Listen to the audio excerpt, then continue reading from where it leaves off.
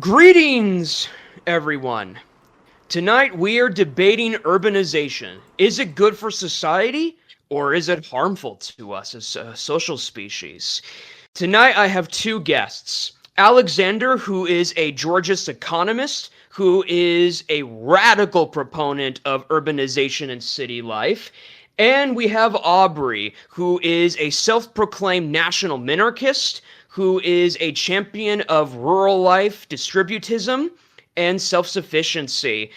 Alexander will be arguing in favor of urbanization, and Aubrey will be arguing against urbanization. And I believe in defense of rural life, but I could be mistaken. But nevertheless, we shall begin. Since Alexander is arguing for the affirmative position, he shall have the 15-minute opening statement. You may begin. Thank you so much. I want to begin this discussion by simply framing it all as a quest. Human society is a quest, human economics is a quest. It is a quest for people towards the ability to prosper, towards using their resources in such a way to yield the maximum positive results and to fulfill as many desires as possible. And as we are on this quest, we have to watch out what we spend our resources on. We have to be very careful what we utilize them for. And one of the most basic rules for the utilization of resources is that using resources in a dense area tends to yield far better results. Now, what does that mean, and what does that have to do with urbanization? Well, urbanization is, in short, or in the way that I will be arguing for it at least, the densification of human civilization, so that there will be more people, more infrastructure, and more productive forces in smaller and smaller places and smaller pockets across the world. And now, why is that important for an effective use of our resources? That is rather simple, because every resource used is far more effective when it is used on things, when it is used where a lot of people can access it. For example, let's assume that a bus station has the best effect on the people that live within 500 meters of it, as 500 meters are a pretty reasonable walking distance. It's usually said that people walk about 4,000 meters an hour, and therefore 500 meters should be done in about 7.5 minutes. So that is an absolutely reasonable walking distance for the average person. Now, within those 500 meters, there could be vastly different populations. There could be thousands of people living within 500 meters of that bus station, or there could be dozens. And this difference is very stark, and it is very important, because that means that this one bus station services a lot more people. Of course, a bus station servicing a lot more people also has to be bigger. However, it doesn't have to be proportionally bigger to the population, as a lot of things can simply be shared by the same bus station. The buses can go the same way. It would just have to be a lot more buses going that way. And therefore, our resources are spent far more effectively on any piece of infrastructure that is central and where a lot of people are in the immediate vicinity. It is also good for private businesses, and not just for infrastructure, to be near dense human settlements. Ideas can disseminate more quickly if there's a lot more people around. And there you have a lot more choice between who to employ, and also, if you're an employee, who to work for, if you are in a dense human settlement where there's a lot of options. People can find each other more rapidly, and you have to go a much shorter way in order to perhaps interact with completely new people. And this makes the dissemination of ideas far more effective.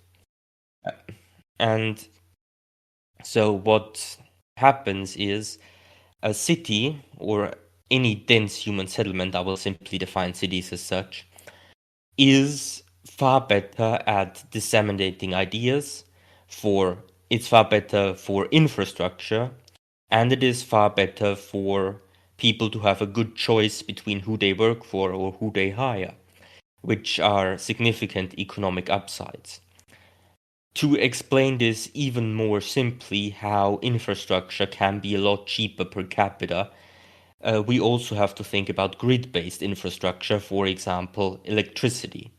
Electricity only works if the whole way between wherever the electricity is generated and wherever it's going, there is as short a distance as possible, since otherwise you would just needlessly need to have a longer line which has to be serviced, and therefore it has more servicing fees. And therefore, the less the distances between people, the less infrastructure do you need for all of the pieces of infrastructure that need to be a grid connecting them. That is another advantage of urban society. And all of this together just serves the human society in order to make all of this far more effective and efficient. And so, lastly, what I wish to mention is a lot of the downsides of cities come from the fact that we don't fully use the opportunities that cities give us. So, therefore, what happens is that, for example, a lot of the downsides of cities come from smog. Well, smog comes from cars, and come from car-based infrastructure. Car-based infrastructure is something that is only needed if you have people who don't live densely, because densely living people can use public transit, which is designed for a far greater mass of people far more effectively. Or another supposed downside of cities would, for example, be perhaps ghettoification. Well, ghettoification comes from the different land values in different parts of the city.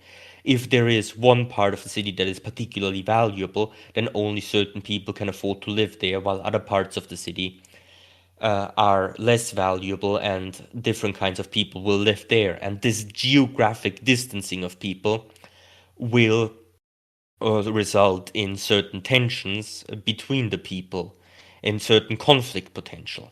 However, if we use the opportunities of a city, which generally has higher land values, and we use it for a land value tax, then equality between different geographical regions can be restored, and people would start working together for the betterment of the whole city, as the betterment of the city means an increase in land values, and if an increase in land values means the betterment of everyone, since it comes into the common pot through a land value tax, then what happens is that the city becomes a project for all. And that is the heart of my whole argument.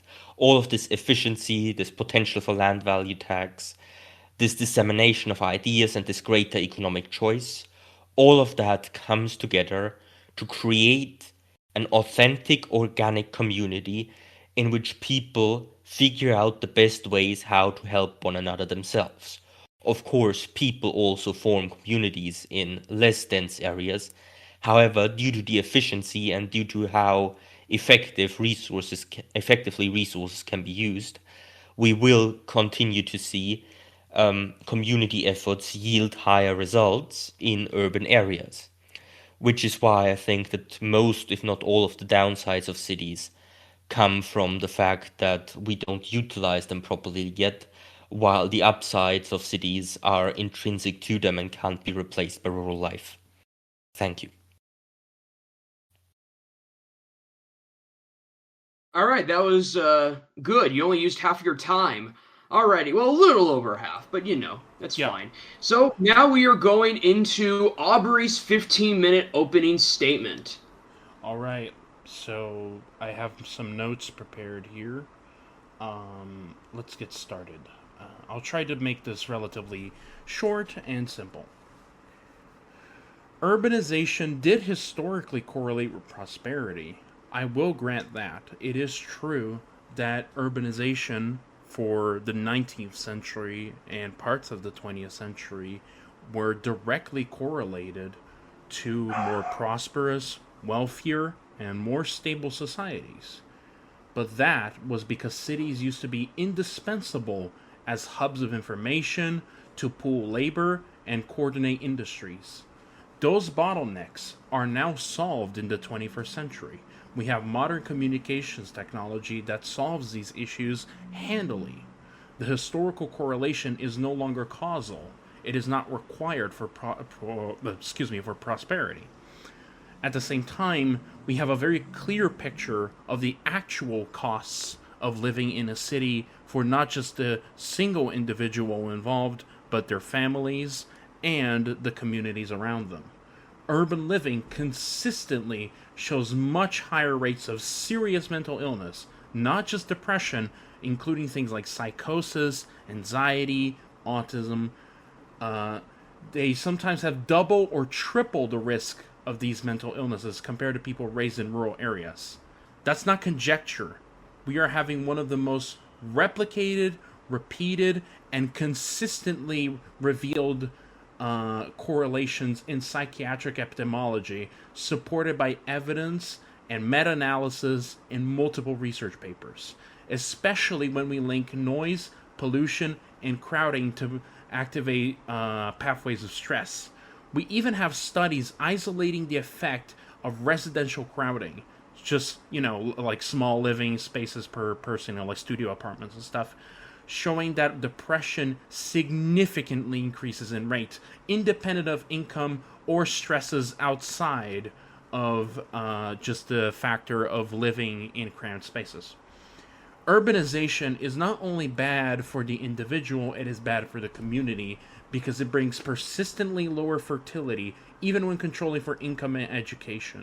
Across Europe, the urban-rural fertility gap is consistent and very well documented. Fertility has collapsed to roughly half the replacement rate since 1960 in every single urban area, and sometimes it's even less than that. The decline is so bad in some urbanized regions that sometimes they need to be subsidized per capita more than any sort of unsustainable or considered expensive farm program. Fundamentally, in fact, cities actually have some of the highest subsidies from the government out of any region in a given country. Dense urban structure increases housing costs per square meter, reduces living space, raises time scarcity, and weakens multi-generational support. So families that, support each other throughout the generations, like grandma owns the house, mom lives there, she has kids, stuff like that. All these mechanisms are essential to the factors of fertility rates. Therefore, fundamentally, if we don't tackle these problems in any way, which are all correlated directly with density, we have an increasingly strained social service system that may completely collapse in the next 30 years without any kind of changes, which will include straining and further social disorder and mental illness from the lack of protections. The biggest shift is not just traditional economic justifications holding up anymore. It's that advanced industry as well is already decentralizing.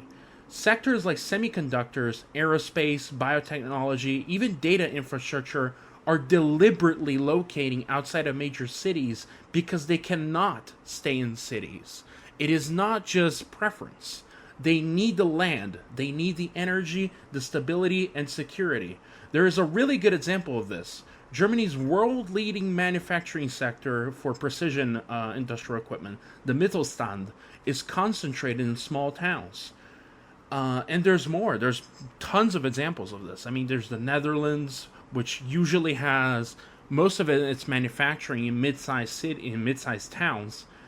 And the U.S., even some of its fastest-growing industries are occurring in exurban or small city clusters, not in dense megacities. Fundamentally, the modern economy of the 21st century rewards connectivity and not density. Digital tools substitute for most of the coordination benefits that density used to provide. So the question fundamentally isn't whether cities can produce wealth. They absolutely can, and they have for centuries. The real question is whether those marginal benefits for the economy of extreme density outweigh the well-documented, completely understood social and biological and mental costs in an era where we no longer need to cram millions of people into a small patch of land to function economically. Increasingly, the evidence tells us we cannot stay this course any longer. That's my opening statement. Thank you. Yeah, that was really good. You, again, just like Alexander, you only used about roughly half your allotted time.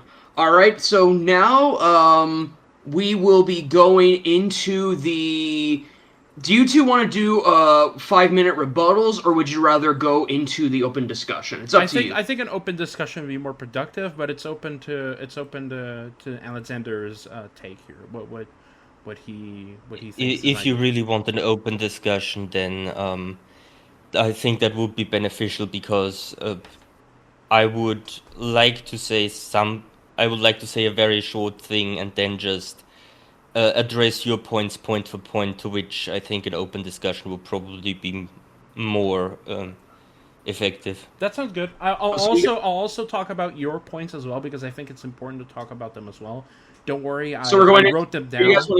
So, yeah. Statement. You want to go in the opening? You want not opening statement. You want to go into the open discussion. Yes. I think we both. Okay, then we will be going. Sure, we'll be going into the 45-minute opening discussion, and here we go. All right. Alexander, you may start because I gave the second opening statement. Then I'll go over your points in your opening statement. Good. Yes. I just wanted to say, well, it is. While the economic advantage of cities is shrinking due to interconnectivity, it still exists. Like, there are a lot of things where you just need physical infrastructure for rather than just digital connection. And even digital connection also relies on the physical infrastructure of the communication grid. And so while the advantage is shrinking, it is certain that due to the fact that per person infrastructure costs are still far lower in a city, it is still an advantage. And on top of that, I just wanted to say that, well, yes, a lot of the things that you mentioned are just the results of housing costs. Small apartments, results of housing cost. Crowded spaces, results of housing cost. Low fertility, result of housing cost, and so on and so forth. And so all of, or at least a lot of the issues that you mentioned are just housing cost related. Okay, so, can I rebut that? Because I actually think please. I think you're totally right. I think you're completely right, and I'm glad we agree on that because here's the thing. The problem is that cities, by being dense, actually make housing costs worse. I mean, think about it, okay? Here's the thing. You can see examples of this very clearly. Why does New York City need rent controls? This is a very basic example. Again, they create artificially high housing costs. This is the opposite of efficiency. If it were efficient, we wouldn't need subsidies, weird zoning laws. Because okay, just to make sure I'm not strawmanning you, you're against excessive regulation, right? You're against like. Precisely, I would rather not have the zoning law and not have the rent control. Okay, good. I just wanted to make sure we were on the same page here in terms of what you believe. Okay, great. Because here's the thing. Fundamentally, the biggest problems with cities come from the fact that they need those regulations to function. Again, like, hold on, just let me get my notes here. Again, the fundamental problem with being anti-regulation in terms of being pro-city is that fundamentally, like, again, low regulation systems thrive best when you are talking about decentralized mid-scale settlement patterns. Not just, again, mega cities, they need constant subsidies, they need constant zoning laws, sometimes they do rent controls, which is popular but incredibly stupid. I hope we both agree rent controls are dumb. Yes, absolutely, yes. Okay, great. So again, hyper-urbanism needs regulations. They need building codes, they need transit rules, they need land use planning, because fundamentally people want to live in larger environments. Like, think about it like this. Why do people with higher incomes once they're done living in, like, once they actually want to start a family, when they have more money, when they saved up, why do they go to the suburbs? Because fundamentally, living in cities is not only bad for them, and they understand that, but it's also suffocating, because you constantly have to put up with regulations. You have to constantly put up with zoning laws. And again, even if we deregulate cities, they become more unaffordable. They become more stressful because land prices skyrocket. The infrastructure gets more burdened. Crowding gets worse. Green space disappears. So really, the walkable cities thing you mentioned, because I know you're in favor of more walkable cities, all of these fundamentally require excessive regulation. For green Yes. space, for dense cities that are walkable and pleasant, you need excessive regulation, Yes. and we don't want that. Yes. Okay, great. And the first thing I want to refute is your image of the megacity. When I say I'm in favor of urbanization, I'm not in favor of megacities. If there's even one residential building that has more than 20 stories, then your city plan has already failed. Okay. Full stop. Okay, so that's a big upgrade. I'm sorry for misunderstanding your point. I'm glad that you agree that, living in Shanghai is bad for you, because that is, like, empirically true. I'm glad Yes, you said it. Okay. like I think there's maybe 1% of human settlements where like a two-digit number of floors is even justified.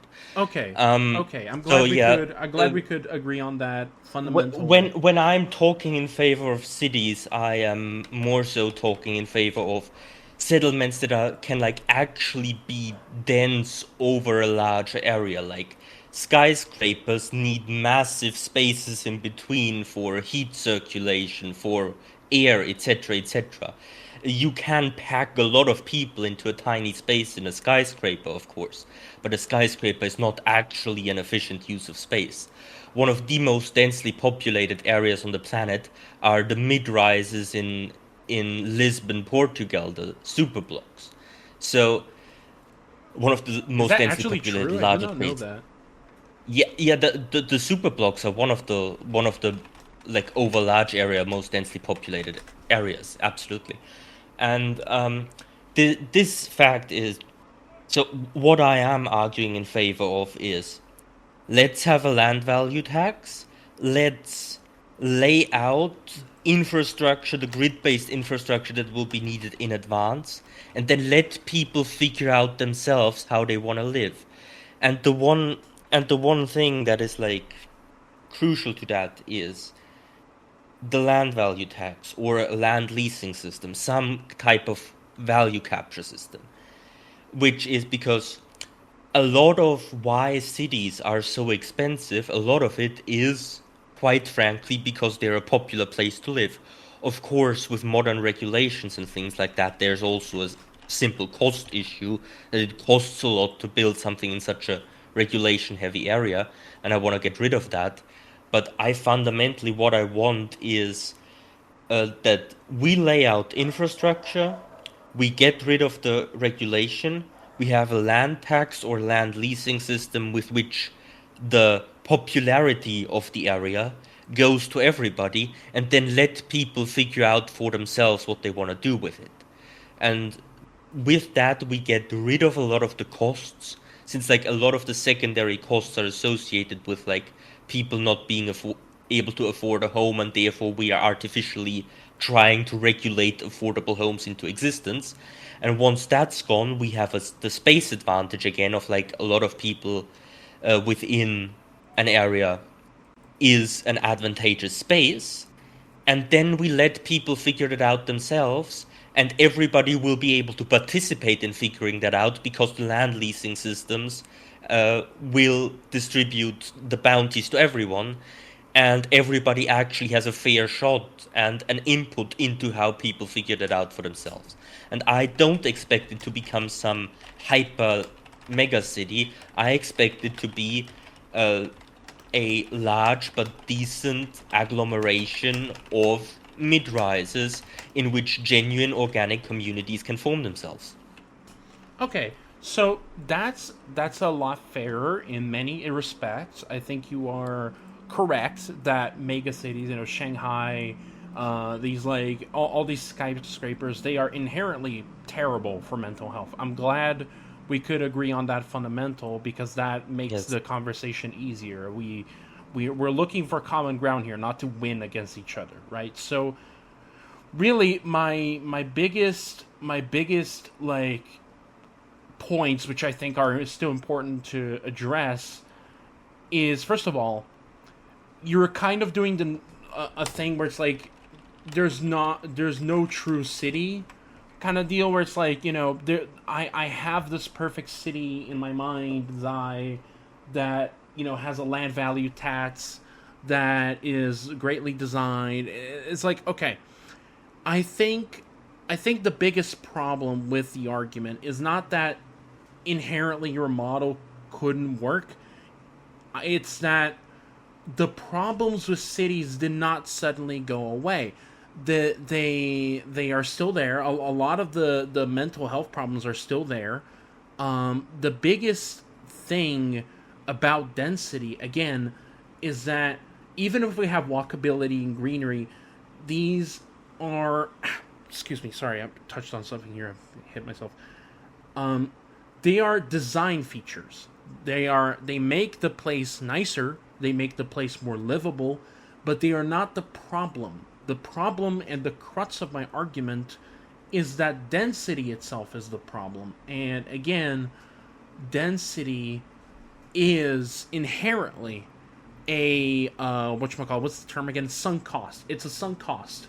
Because again, there is a difference between a mid-sized town, even a large town like 10, 20, 30,000 people. That's understandable. That's completely normal, and I have no argument against a city of 30,000 people.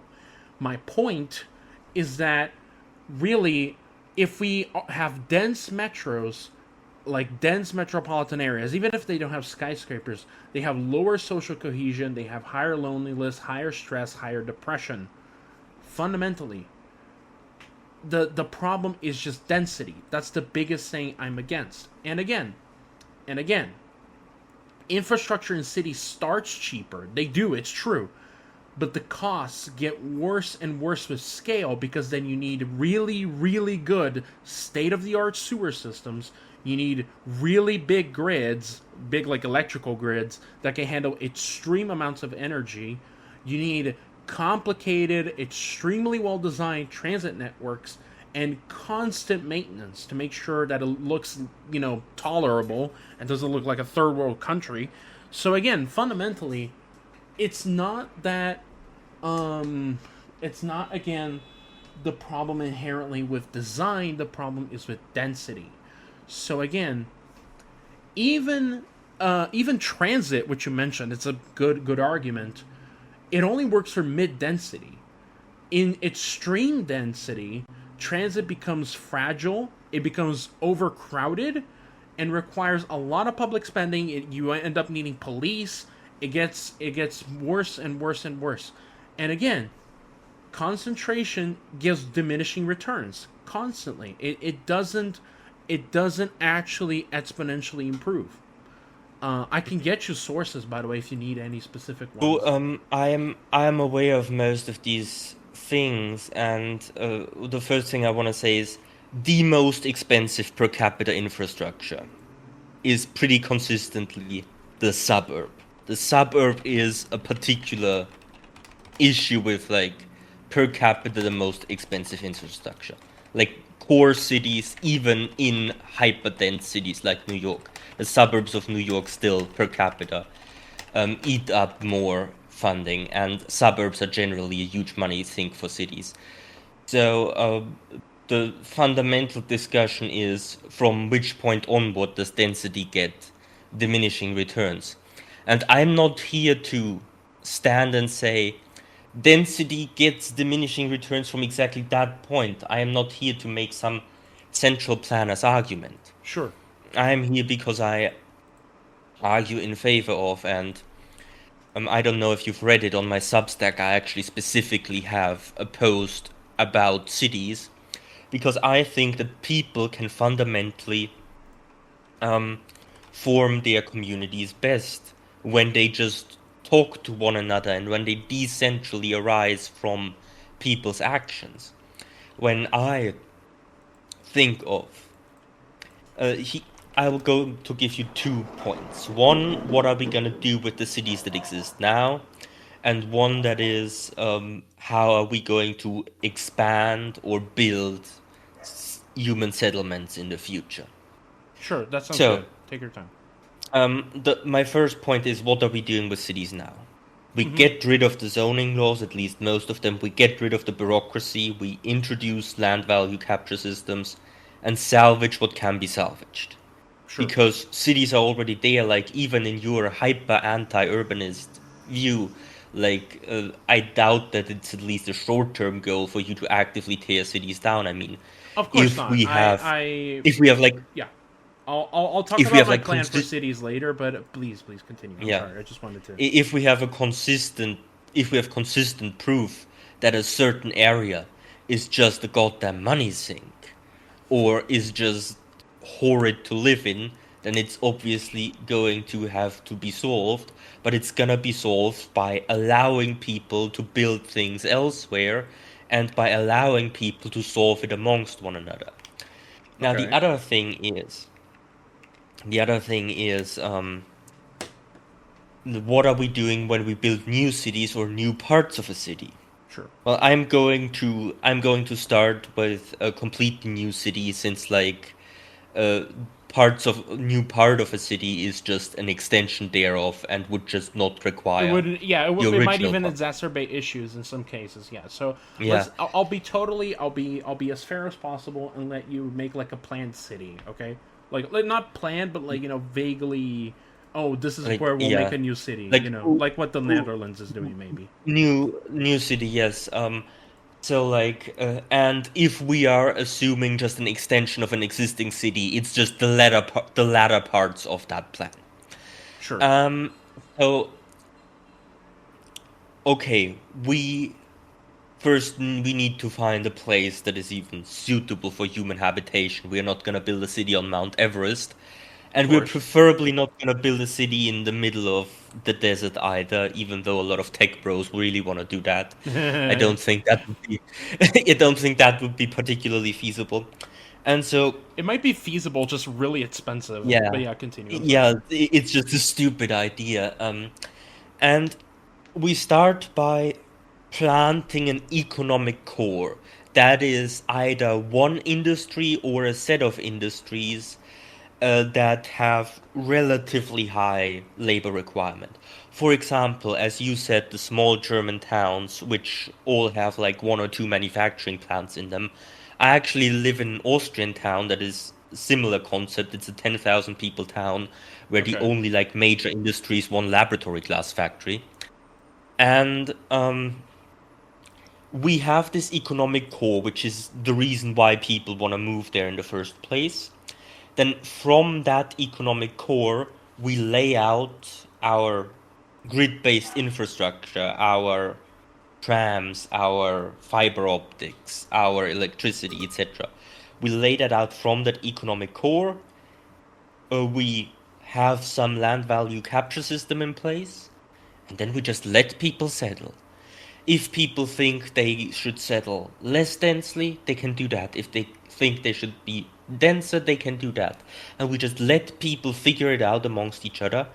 And we should start small with just how far out we lay the infrastructure in order to find out when the diminishing returns of the density come back to haunt us. But as soon as we have evidence, and that is why land value tax is so great, because it's a great indicator of when is the Usefulness. city getting less popular. Yeah, okay. The utility of the space, it's a good judging tool as well. And as soon as we see like that is an automatic feedback system for the city government, because the city government's gonna see, oh, if we're not adding on to it on the sides, and we're gonna have even less money coming in, because the land value tax, the land's just not going to be as valuable anymore. And so they're automatically going to start spreading out as soon as the decreasing land value signals a diminishing return on the density. and so the government will automatically be incentivized through its own tax revenue to add on the sides before the diminishing returns of density come back to haunt us. And Okay, so great. an organic community can form with a feedback mechanism. Sure. Okay, so let me tackle a couple of things because I think they're important. First, you basically kind of conceded the original point. But the original point was that density in itself is going to be like positive. The original point was that density and dense urbanization, these things are good. Now we're talking about a measured and nuanced understanding of density and balancing density in ways that literally I was advocating for, right? Because like the original Okay, point, so okay, let me just finish my state because I let you finish yours. So of course. yeah, I'm sorry if I sound a little harsh. I'm just trying to get my thoughts through. So here's the thing. The original point, which was density in itself is positive because it causes further community interaction, dissemination of ideas. It creates prosperity. These things we kind of worked the fundamentals of that out of the way. The current topic, we've walked back a bit. Now it's we let the market do its things. But here's the thing about the market doing its thing, right? Even with a LVT in place. For example, New York City, I believe around, hold on, I have to check. Yeah, New York City's transit is like 60% subsidized. I'll find the exact number later, but the transit system for New York City is mostly subsidized by the government, state government, federal government, what have you. Most cities require a lot of government capital spending for maintaining services, for growing, all these things. And again, density externalities might require price controls in some cases, and we don't want that. So really, fundamentally, the free market in itself already shows that people prefer lower density. It's just empirically true. Because first of all, again, my argument from before, my argument from before was when people gain higher incomes, when they have the option, when they can, they pick larger houses. They pick lower density. This is so visible in America. It's crazy. People suburbanize all the time, and you brought it up as a problem, but that's the fundamental result of low regulations and not Georgism, obviously, because the U.S. doesn't do Georgism, but fundamentally the basics of a system that's low regulation and the few regulations it has are more about stimulating growth. They just end up creating a system that's already what I want in the first place, which is more decentralized, less urbanized, less dense. Because I don't even want to make the argument yet that rural life itself is always beneficial, because there are legitimate arguments against rural life. I recognize that. And I don't actually want only rural areas. I do like small towns. I think the best example of what I want is kind of like maybe Vermont, New Hampshire.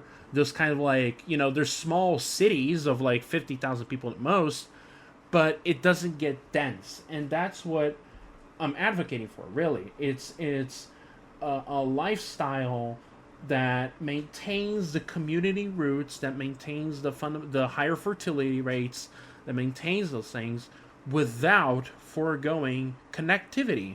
And I actually wanted to bring up something you brought up earlier, which I think is a good point.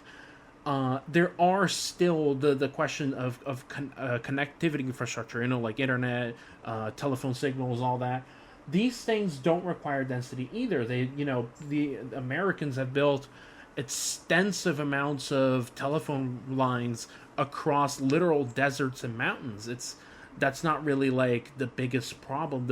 The biggest problem, really, again, is rampant and totally like the fact that all these like dense urban areas, they just need to be constantly subsidized by other places and by the total economy of the country because there's so many exacerbating problems. And again, these are all purely economic arguments. We're not even getting into the fact that I mentioned all the problems that cause that build up from mental illness. Even in smaller cities, there are still mental illness problems. They don't go away. They just reduce slightly. And again, last thing, fertility rates need to be accounted for because a country needs fertility rates at least at a healthy level, even if not replacement level. It needs to be at least a little around replacement level, and we don't have that because of all the density. Yes. Here is the crux of our fundamental disagreement. Of course. That you probably assume that the diminishing returns come a lot sooner than I think. While I think it is certainly a possibility that there's a diminishing return to density, I still think that even with externalities accounted for, density brings us a lot of an advantage very soon. So let's go one by one through all of your through all of the mechanisms by which you think that this mental health crisis, fertility crisis, etc., comes from. First of all, fertility and so on are usually housing cost associated. So George's measures are a very good redistributive mechanism there. Then next up would be pollution. Well, yes, cities are very polluted, but they are polluted because they don't utilize their density yet, and because a lot of the infrastructure is still utilized.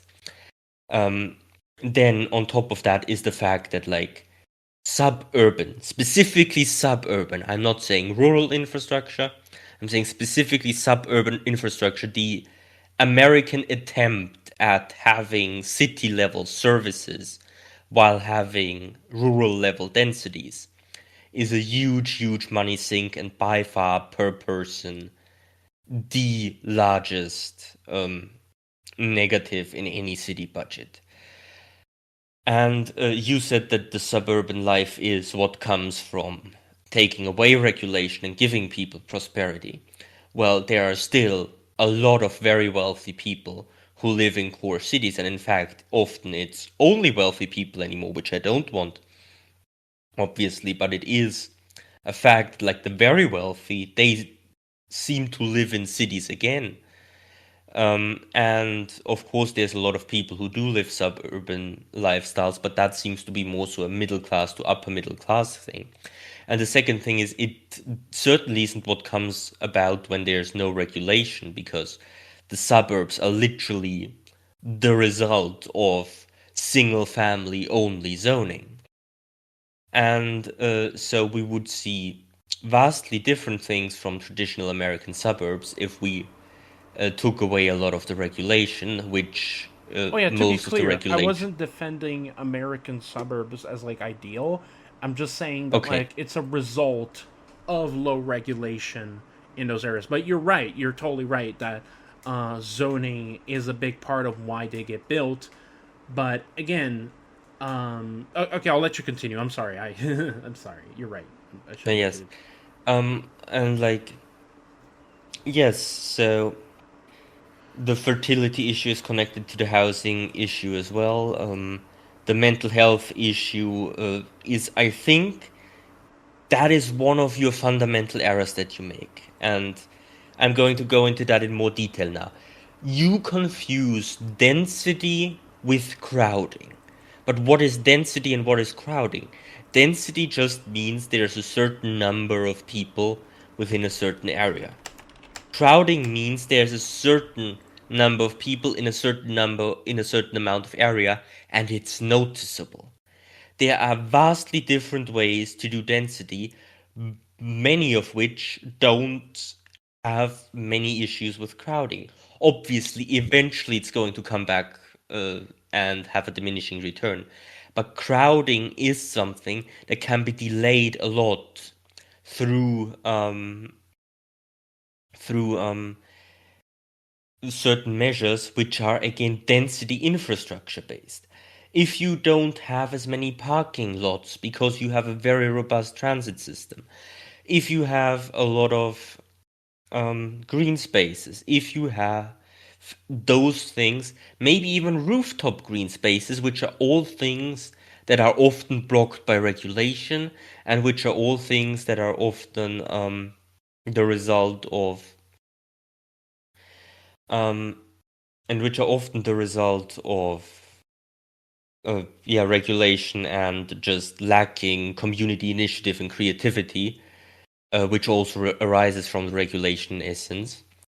And so what you have is you have crowding because the way we are attempting the density currently, and I am saying that I want a lot of cities to change a lot, but I do genuinely think that we can reach easily 100,000 people per square kilometer density values without having a real crowding effect, if we just do it effectively and efficiently, and that crowding and noise are more so a result of lacking civic initiative rather than just the density itself. Of course, there's some point at which the density requires crowding and isn't avoidable anymore, but I think that is just a secondary effect of these other factors.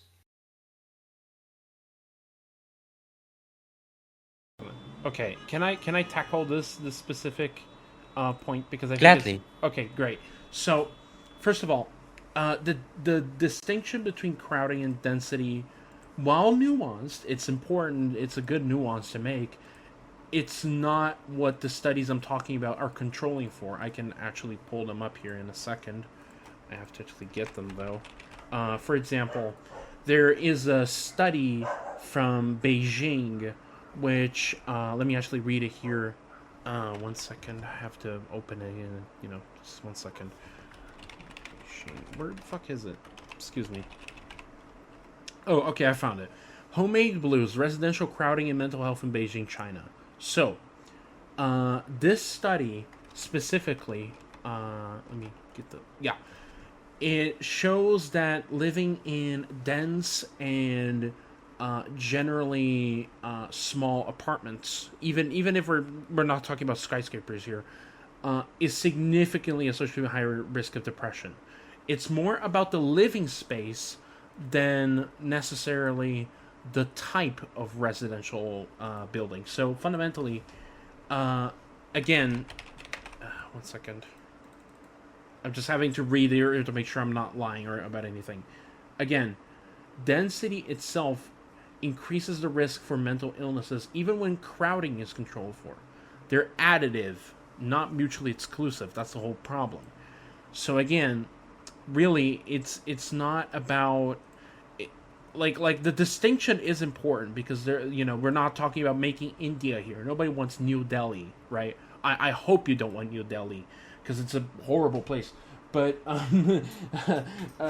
really though, the thing is that the problem itself is urbanicity. It's the fact that you're living in these tight, largely dense, full of people spaces that have a lot of things around them, with a lot of noise, a lot of pollution. And again, you brought up an interesting point, which is civic initiative for people to make less noise, for there to be more polite sort of approach to dense spaces. Like, oh, be less noisy, be more polite, be quieter. I think that's what you mean.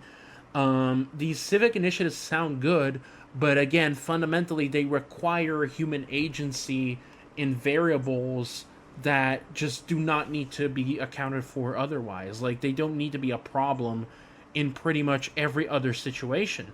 So it's just like, it feels good. It feels good that there's like solutions for some of these things, but again, they require immense effort that does not need to exist otherwise, and they require a high trust society of people who are living dignified lives without mental illness, and all of these things are compounded by urbanicity, not necessarily microcrowding.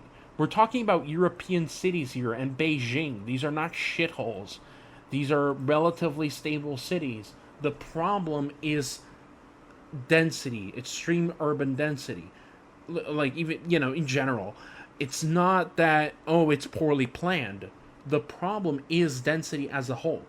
So again, modern environmental health, neuroscience, all these things, literature from these topics explicitly identifies urban exposure as the stressor. It's a lot of the time it's not even about the apartment size. The problem is the environment. It's the noise, it's the pollution, it's the overstimulation. These things are inherently tied to cities. And again, you bring up great points. I think you're totally right that crowding is a problem, and thus density is a problem too. They're all part of the same kind of family of problems because they're all part of the city problem. They're all fundamentally about the structure of the city that, makes people lose kind of their privacy, their space to reflect in silence. All of these things, they are lost because people live in these urban areas. And again, to reiterate, I think you're totally right that the biggest distinction we have right now, like the biggest disagreement, is where the density, like the returns from the positive benefits of density, where they begin and when they end. So really, the concern, the disagreement, is more about numbers here rather than the actual structural problems with cities. That's what I think. I've pretty much made my very, very, my very, very distinct and detailed points on very clear. None of them are about necessarily, oh, we can have less. Like the original point was that density itself is good, but I've already proven otherwise because I've shown multiple studies. I can link them again. The problem is density and not, we can have less density. Like if we agree that the less density means, less density in general means that we're having less of these problems in cities, then sure, we pretty much agreed on everything we need to agree. Because I'm not anti-city. I'm not anti-city necessarily. I think there are city sizes which are okay. They're not ideal, but they're okay. The problem is the concept of a big city. It just doesn't work. It's caused extreme mental strain for people, and it's just going to keep causing it.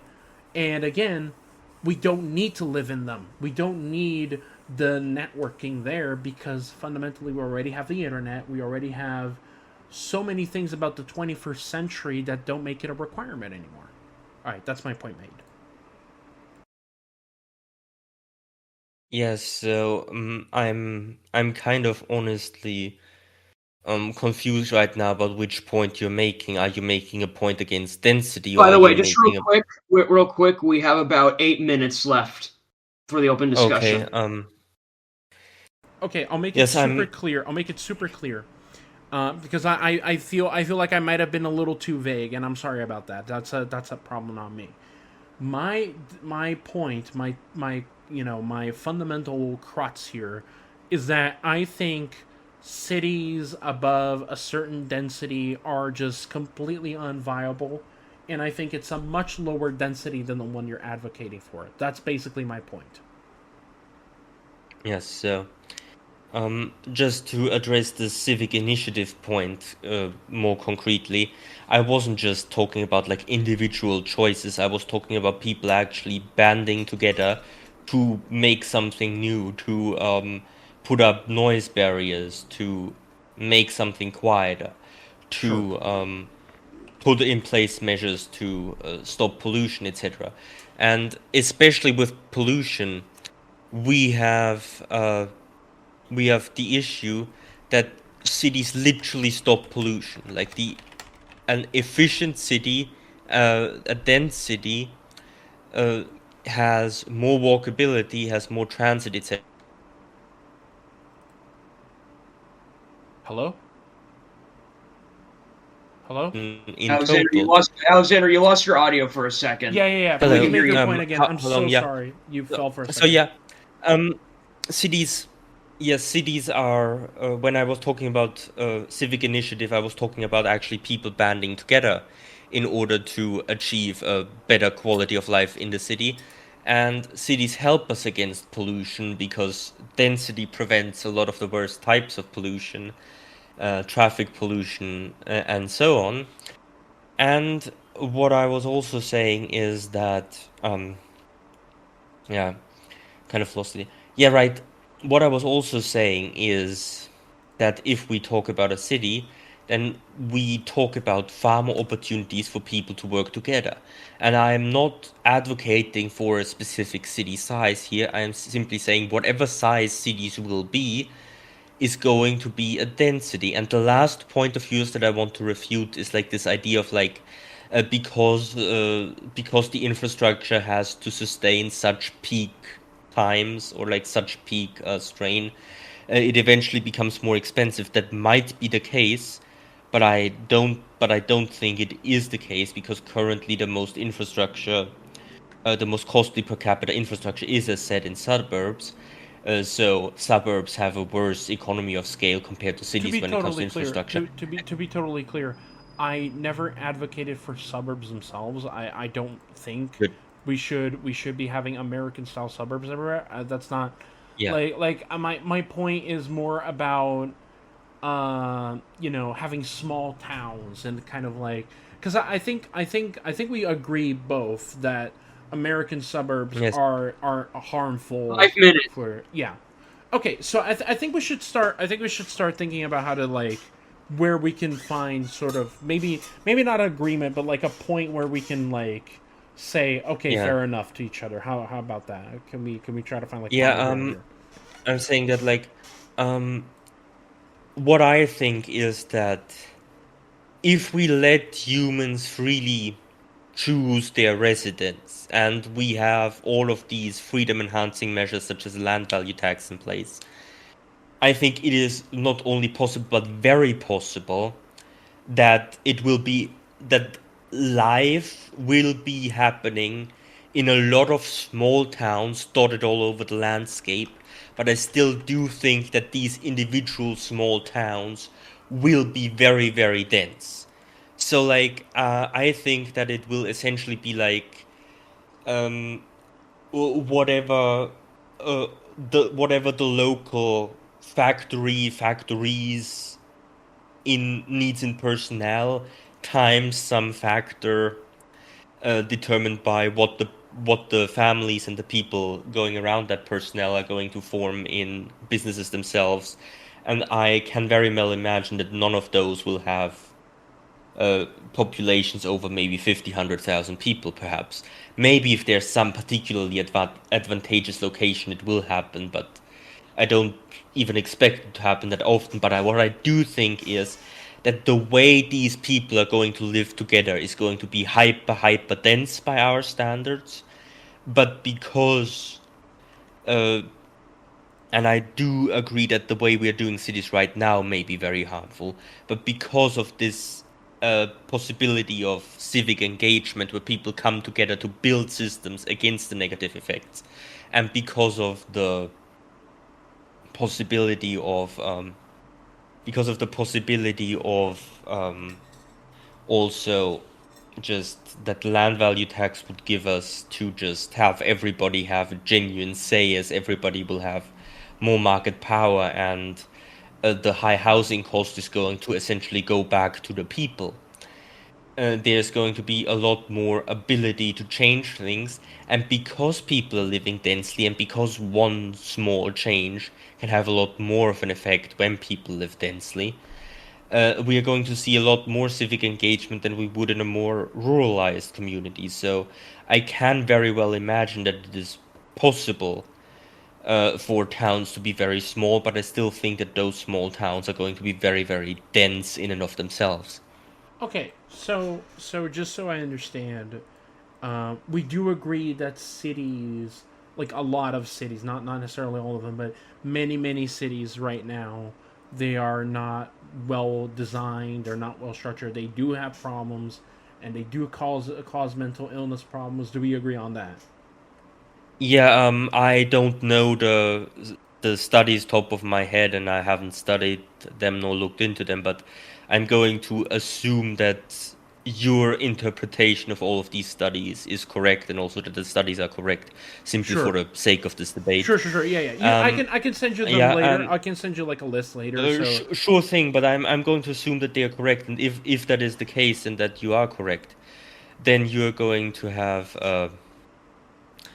then you have a good point on like the way we're doing cities right now being wrong. But I still think that future human settlements will have high density because of all of the advantages that I mentioned, and because I personally think that the disadvantages that you mentioned, or at least the concrete mechanisms by which you mentioned it happening, can be mitigated through civic effort, through land value tax, and 50 seconds. through an infrastructure first approach. Yes. okay, so Thank you. great. I agree that there may be ways to do cities right. I think we agreed on the fundamental point here that I'm making is just cities right now not well designed, not doing great, but there may be better ways of doing cities. I can agree to that. I can agree to that. Yeah. Okay, I think we're done here. I think we're done here. Oh, I'm glad. Okay, then. Handshake. So yeah. now we're going to go into the Q&A. We're going to go into the Q&A. So... There is one question. There is a single question, I think. Well, no, I actually have my own questions Sure. that we'll probably do, but Sure. as well. Sure. So first question for both of you. What is the worst city in the world, in your opinions? Fuck, that's a good question. That's a really good one. That's my favorite fucking question. Here's the thing. A lot of cities are probably really bad in different ways. That's very important. A lot of them are bad in different ways. But more importantly, I think the worst city in the world right now, in my honest opinion, the worst designed, worst to live in, it's probably one of the cities in India, maybe New Delhi, maybe Lucknow, one of these. They are utterly, completely chaotic. They're completely full of disorder. They're full of crime. They're full of unsanitary conditions. Even with regulations, even without, they never work. I think those are the worst cities in the world. Yeah, so I will should I ask, answer the question as well? Yeah, sure, because it was for both of you, but after your response, I would like to keep all responses to questions under 1 minute, unless you insist that you need more time to fully answer. So, but you Okay, can yeah. answer as long as you want, since Aubrey was able to. It's only fair. So, my answer is going to be very short, which is just I don't want to go for a city in a poor country, since that would almost be too easy.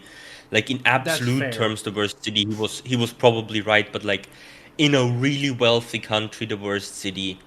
From what I've heard, I've never been there, I've never even been close to it, but from what I've heard, it has to be LA.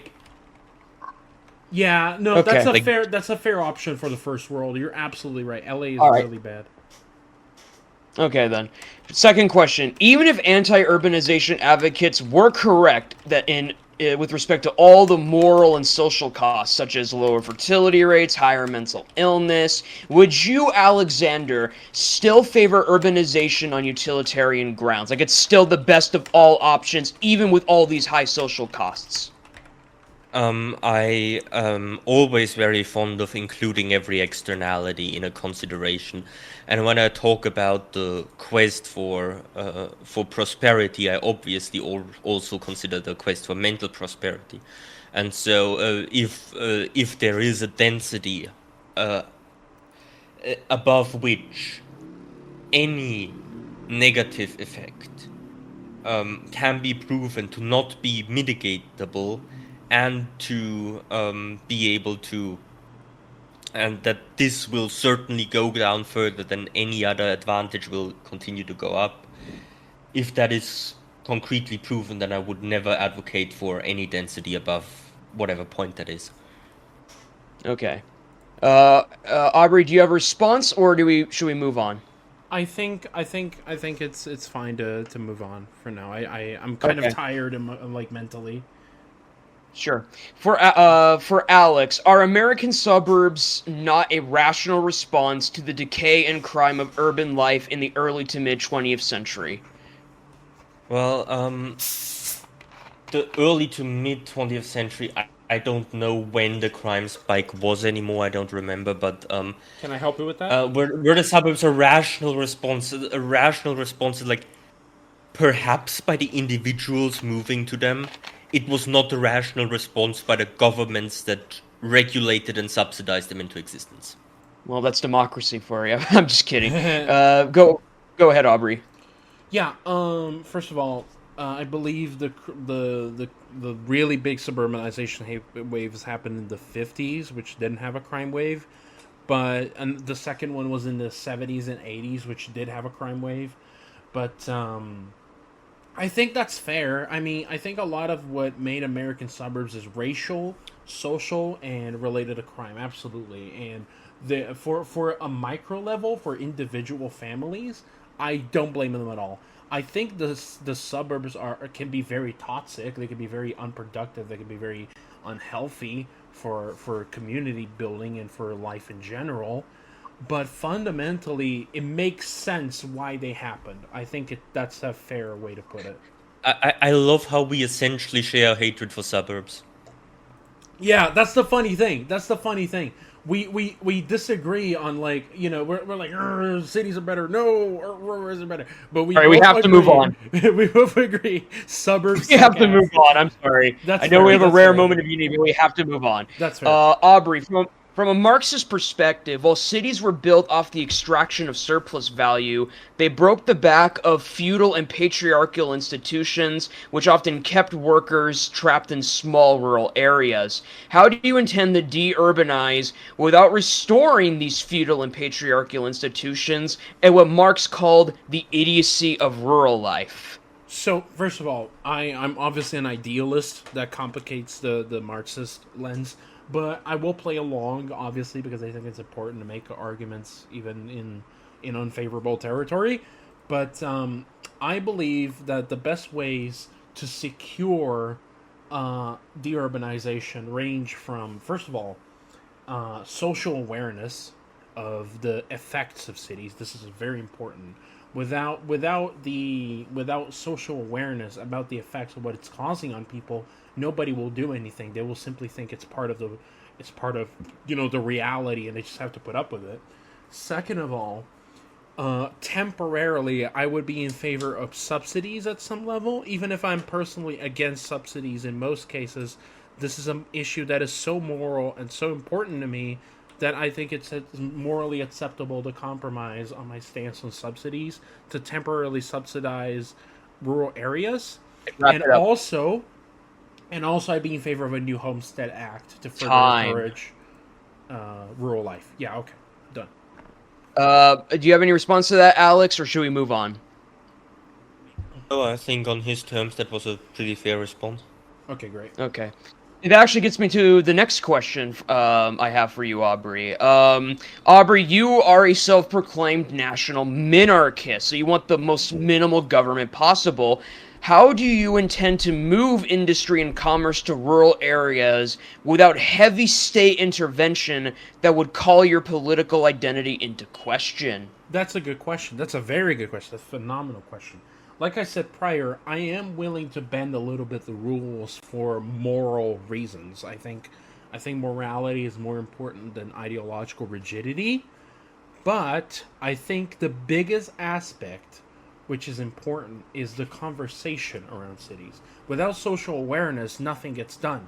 Therefore, having awareness and talking about the topic in the first place is already a big step towards change in positive situation for positive solutions. Okay. I guess you don't have any response to that either, Alex, so we can move on? Yeah, we can gladly move on, yes. Okay. Aubrey, I'm trying not to signal you out. I apologize, but Aubrey, It's to what okay. extent would you To what extent would you attribute the higher rates of mental illness in urban areas to alienation, poverty, and market competition, not urbanization alone? Would urban areas in a socialist society be less isolating? Less, not completely. Even controlling for income, and social status, we know that mental illness and depression continues being a problem. I can check that later, but I'm 99% sure that's correct. Again, the problem is density. So again, fundamentally, even if we have a society where literally everybody has all their needs guaranteed, the problem is the environment. So again, to answer your question in short, less worse, not fixed. Basically, that's my stance. Like, it would be less worse, but it wouldn't fit the underlying problem. Okay. I'm guessing, Alex, you don't have a response to that, even though you're a self-proclaimed socialist? Or at least were. I don't know what you are now. I'm somewhere between a socialist and a Georgist, and in my immediate policy, I'm basically essentially only a Georgist. The only thing I would maybe say is that let the people decide.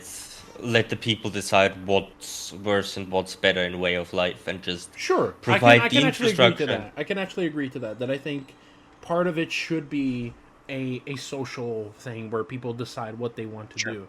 Yeah. But we have to Yeah. move on.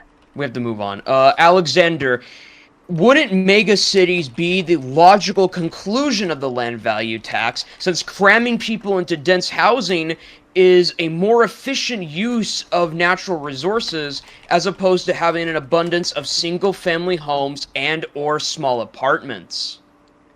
Land value-wise, small apartments are actually, even in ultra high density areas, are actually land value-wise the best option. Because, as I already mentioned, skyscrapers need a lot of space in between them, first of all, and second of all, there is also a massive economy of scale issue going upwards as well, that is at least as significant as the economy of scale issue when going outwards. And so you have you have space maximization by going upwards, of course, but then you have again the costs that you incur from going upwards, which are also high and which also scale essentially according to a square cube law when you go up with all of the things that you need to go upwards, like elevator shafts that you need way more of, etc. And time. Aubrey, do you have a response to that, or should we move on? No, we should move on. Okay. Alex, do you believe that urbanization leaves society vulnerable to crisis? Cities historically were often where pandemics, natural disasters, and other unpredictable scenarios led to mass death, destruction, and the deterioration of social cohesion. I mean, the deterioration of social cohesion, I'm almost sure that that is a reference to Hurricane Katrina, which is where the narrative around it is very wrong. But To be fair, I'm I gonna think move on. it also mentioned the plague or something. I recall like something Yeah, pandemic. of course. And as for the other points, of course, destruction is also more effective in a dense environment, just as construction is more effective. So, like, of course, it's a double-edged sword. Okay, so you also can see that cities are exacerbate environmental problems in terms of like more people Like, being in a single place like, will result in more vulnerability. a denser place being hit by an asteroid also has more damage. Yes. Okay, great. I just wanted to confirm if that's in the same page. Okay, Yes. great. Cool. All right, we gotta move on. For both speakers, what do you think about suburbia and various forms of hybrid density? I think it was pretty clear that we both don't like it very much. I'm in favor of small towns, kind of like, sort of, again, New Hampshire model. Not too dense, not too spread out. It's kind of like something just more fundamental to how, like, I think small town Europe is another good example. Like we mentioned prior. So Yeah, that was fundamentally, an audience. suburbs are pretty bad. Yeah, go, Yeah, Alex. that was an audience question. Sure. Alex? Yes, suburbs are a catastrophe, front to back, absolutely. I'm a little less harsh on That them was because I think there's legitimate reasons to live in them, but it's totally fair to say that they're pretty bad and unhealthy for the general. Yeah. all right. We now have another audience question. What would be worse, every human living in a single city, or the entire world being covered by a giant suburb? Question: what do you mean by single city? Because that like what are we talking about? Are we talking a single Shanghai, or are we talking a city spanning the whole world? This is very like it's a little ambiguous in a way that Given the person who asked the question, I'll reset the timer, but given the person who asked the question, I'm pretty sure he means a city that covers the entire planet. Like the planet's one giant city. Yeah, he's typing right now, so we'll figure it out exactly what he means. Sure, we'll come back to this question after he types it out then. Sure. So we'll just come back to it. Sure. So, Alexander, when you say small towns will be very dense under land value taxation, would you think of, say, Toyota, Japan, which is considered rural but also a dense city? Aubrey, who is obviously not a weeaboo, can definitely offer commentary on this as well. Sure. I sadly don't know anything about that city, but if it's considered both rural but also very dense, it sounds like a dream come true. And I generally think that the Japanese are the closest to getting it right with urbanism. Yeah, I actually agree that Japan has very good cities. They have one of the better urban systems in the world. It still has problems. It still has the fertility issues. It still has all of these problems, but fundamentally they are at least really nice, really clean, and very well structured. I will always grant that with no problem. But Toyota Japan actually has about 400,000 people and a density of 464 people per square kilometer. So that's not too dense, but it's dense enough to be important to note. But yeah, fundamentally. Okay, so now we're going. Yeah. Sorry. Yeah. Go finish what you were saying. Then we're gonna go back to his question. I think Toyota as a city is a pretty good example of a pretty open space. It's not too dense, but it's also pretty. It has a core that's more. I would say I actually should send a picture. It's really nice, but okay. I think we got to benefits to that system. Yeah. All right, we should go back to the. Okay, so the last question. To the hypothetical from Panda. Yeah, we're gonna go. So I'm gonna restate the question, but I'm going to rephrase it given the context that's been added. So for both speakers, what would be worse? Every human living in a single city that covers the entire world and has the density of New York City, or the entire world being covered by a giant suburb? City, no doubt.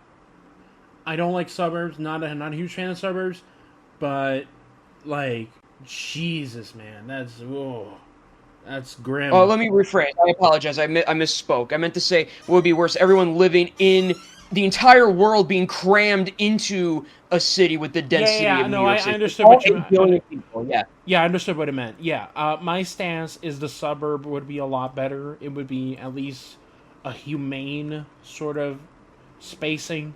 Like it's averaged out in terms of suffering. It's less painful for everyone involved if we're talking about minimizing suffering, but ideally you'd have neither. But yeah, I want to hear Alex's thoughts on this. I think he's gonna pick this up. I think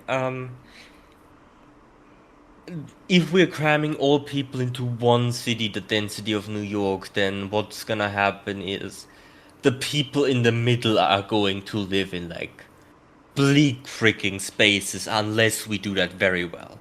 Yeah. So if you can guarantee the density of New York while doing it well, I would pick the city every time.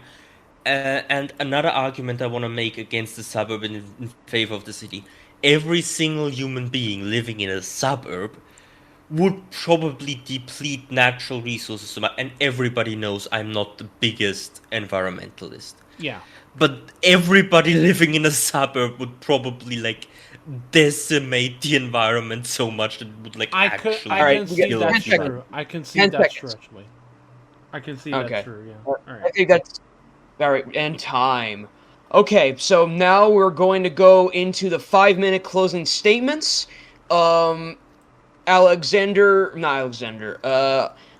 since you were arguing the negative position, I will give you you will start with your 5-minute closing statement, then Alexander will have the last word. Great. So I want to be clear. I think that there are legitimate possibilities towards more productive urban life. I think it's not impossible. It's not, entirely hypothetical. I think there are legitimate ways we could make better cities. But the core, fundamental root of the problem remains. We still have cities that cause immense mental health problems, real people living right now in situations which harm them immensely and give them, all these compounding problems. The fertility crisis has not gone away. All of these problems remain.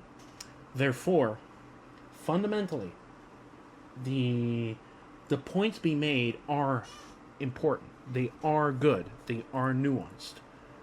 But we still have all of the compounding problems. So really, fundamentally, again, I say that a lot. I'm sorry. It's a force of habit. But more importantly, the biggest thing that we need to deal with is tackling the current completely unsustainable, completely broken, completely unhealthy systems around cities. Lest we not do that, we will face immense problems. So again, we fundamentally agree that there are problems with the structure and ways that cities function right now.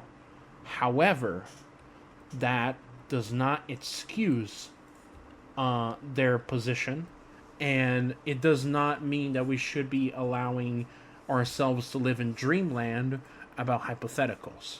We have much to tackle, we have much to work towards, but I do agree fundamentally that there may be a world where cities may be way less toxic. This is possible, this is attainable someday, but it cannot be attained right now, and there are people suffering, and we need to work towards fixing that. So that's my closing statement. Before I move to Alexander, I do want to say, Aubrey, that you should be thankful that I did not start this debate with a drinking game where people will take a shot every time you say the word fundamentally. Yeah. Because if we did that drinking game, I would probably get sued into oblivion because half our audience would probably be dead by now. You're so right. I say that so much. It's actually Do I also have a word that I use a lot? Which one? Anyway, Alexander, you now get your 5-minute closing statement, and we're going to wrap it up.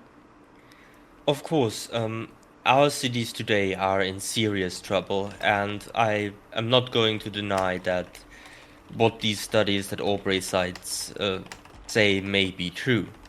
However, my way out of it is radically different. All of the issues can essentially be boiled down to two things: the issue of housing costs and the issue of the dense space not being utilized better. And so I am going to also offer a small practical way out. Tax the land so that the high housing costs come to the benefit of everybody instead of the few, and take away the bureaucracy so that civic initiatives and people working by themselves can figure out for themselves how to make the city that they live in better, and how to build something decentrally, to come together, to band together, and to build something new out of it.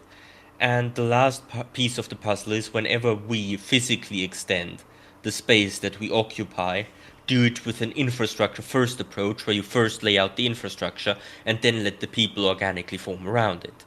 With these simple measures, we can make cities that are probably over the large scale denser than what we have right now, while not being polluted, while not being overcrowded, and while fully being able to utilize all of the vast advantages and economies of scale that a city can bring, and this is the answer that is both very hands-off on the government side, as it needs to only like provide the infrastructure and tax the land, and not actually like manipulate how the people then act in the reaction to that. And it is also the answer that is going to allow the economy to grow the most and allow our quest for prosperity to continue on the most, as it doesn't disrupt our life, but instead allows us to organically continue and build up on and reorganize our life towards more and more prosperity of all types. Is that your Thank closing you. statement? Yes. All right, then.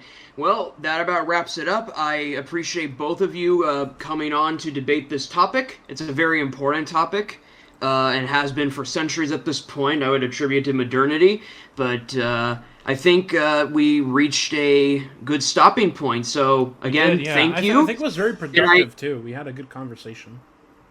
Yeah, and I also think both of you have done a lot better than you did in the last debate, because I think the last debate was on the death penalty. Yes, and I ate asphalt. I ate asphalt. Which is funny because most of the audience thinks you won that debate, but it's whatever. Yeah.